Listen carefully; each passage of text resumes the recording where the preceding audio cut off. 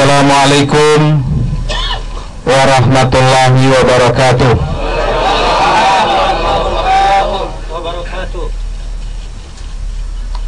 Pertama saya sampaikan terima kasih dan selamat datang khususnya rekan-rekan wartawan di kantor DPP Partai Demokrat. Hari ini saya akan menyampaikan sikap, pikiran, dan pandangan menyangkut status saya dan apa-apa yang akan saya lakukan ke depan. Seperti diketahui bersama, kemarin tanggal 22 Februari KPK sudah mengumumkan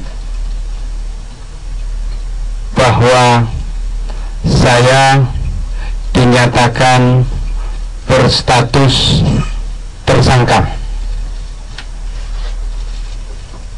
Atas pengumuman KPK itu, saya menyatakan bahwa saya akan mengikuti proses hukum sesuai dengan ketentuan dan prosedur yang berlaku, karena saya masih percaya bahwa lewat proses hukum yang adil, objektif, dan transparan, kebenaran dan keadilan bisa saya dapatkan.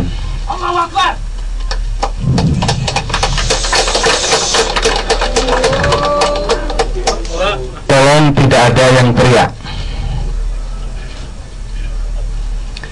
Saya garis bawahi, saya masih percaya lewat proses hukum yang adil, objektif, dan transparan berdasarkan kriteria dan tata laksana yang memenuhi standar. Saya yakin kebenaran dan keadilan masih bisa ditegakkan, karena saya percaya negeri kita ini berdasarkan hukum dan keadilan, bukan berdasarkan prinsip kekuasaan.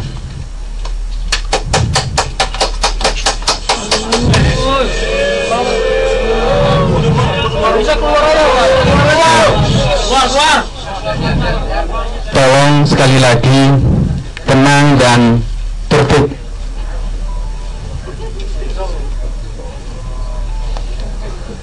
Yang kedua, saudara-saudara sekalian, lewat proses hukum yang objektif dan transparan itu, saya akan melakukan pembelaan hukum sebaik-baiknya. Dan lewat proses pembelaan hukum yang sebaik-baiknya itu, berdasarkan bukti-bukti dan saksi-saksi yang kredibel, saya meyakini betul sepenuh-penuhnya bahwa saya tidak terlibat di dalam proses pelanggaran hukum yang disebut sebagai proyek Hambalang itu. Ini saya tegaskan karena sekali lagi sejak awal saya punya keyakinan yang penuh tentang tuduhan-tuduhan yang tidak berdasar itu. Saya meyakini bahwa kebenaran dan keadilan pangkatnya lebih tinggi fitnah dan rekayasa. Kebenaran dan keadilan akan muncul dan mengalahkan fitnah serta rekayasa, sekuat apapun rekayasa itu dibangun, sehebat apapun itu dibangun, serapi apapun itu dijalankan. Itu keyakinan saya. Saudara-saudara sekalian, saya ingin sampaikan, sejak awal saya meyakini bahwa saya tidak akan punya status hukum di KPK. Mengapa? Karena saya yakin KPK bekerja independen, mandiri, dan profesional. Karena saya yakin KPK tidak bisa ditekan oleh opini dan oleh hal-hal lain di luar opini, termasuk tekanan hukum di KPK ketika ada semacam desakan agar KPK segera memperjelas status hukum saya. Kalau benar katakan benar, kalau salah katakan salah. Ketika ada desakan seperti itu, saya baru mulai berpikir, jangan-jangan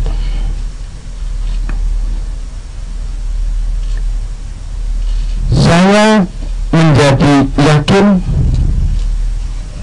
saya akan menjadi tersangka di KPK setelah saya dipersilahkan untuk lebih fokus berkonsentrasi menghadapi masalah hukum di KPK.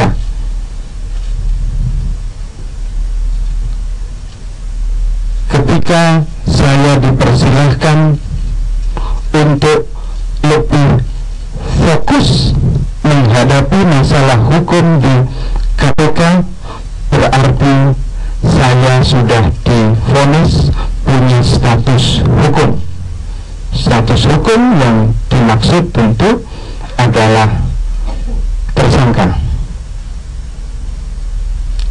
Apalagi saya tahu beberapa petinggi Partai Demokrat yakin betul, hakul yakin, pasti minggu ini Anas menjadi tersangka.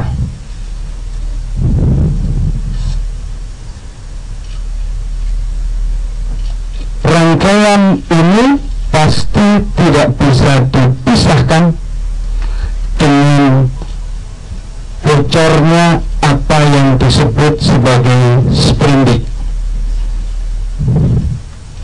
Ini satu rangkaian peristiwa yang pasti tidak bisa dipisahkan. Itu satu rangkaian peristiwa yang utuh, sama sekali utuh, sama sekali terkait dengan sangat erat.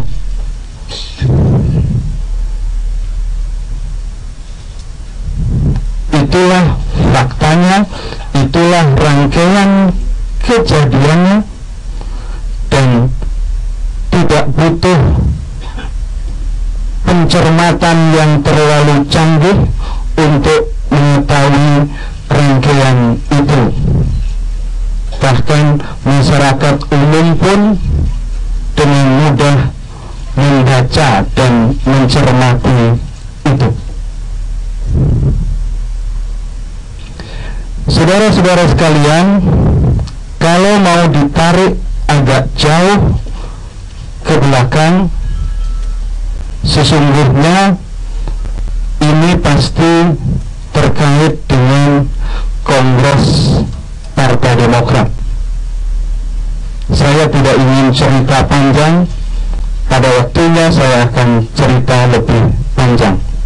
Tetapi inti dari Kongres itu ibarat bayi yang lahir. Anas adalah bayi yang lahir tidak diharapkan.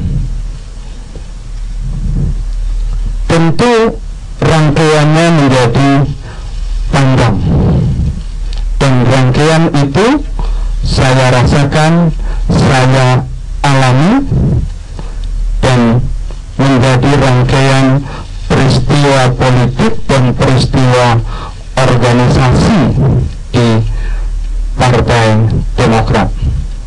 Pada titik ini saya belum akan menyampaikan secara rinci, tetapi ada konteks yang jelas menyangkut rangkaian peristiwa-peristiwa politik itu.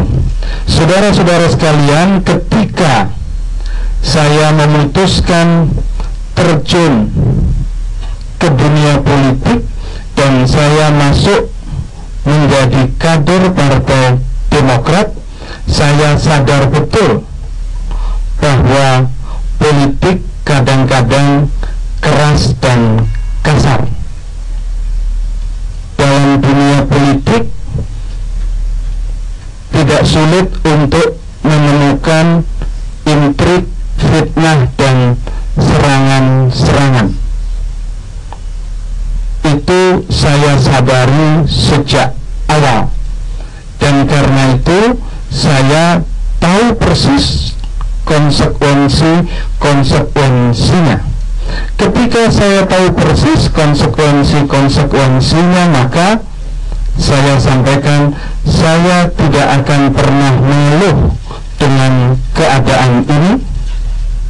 Saya tidak akan pernah mengeluh tentang perkembangan situasi ini, dan saya punya keyakinan kuat dan semangat untuk terus menghadapinya, termasuk dengan risiko dan konsekuensi. Sekali lagi, itu hal yang lazim saja, saya anggap sebagai sebuah kelaziman, tidak ganjil, tidak aneh, apalagi di dalam sistem politik demokrasi kita yang masih muda, termasuk di Partai Demokrat yang juga tradisinya masih muda.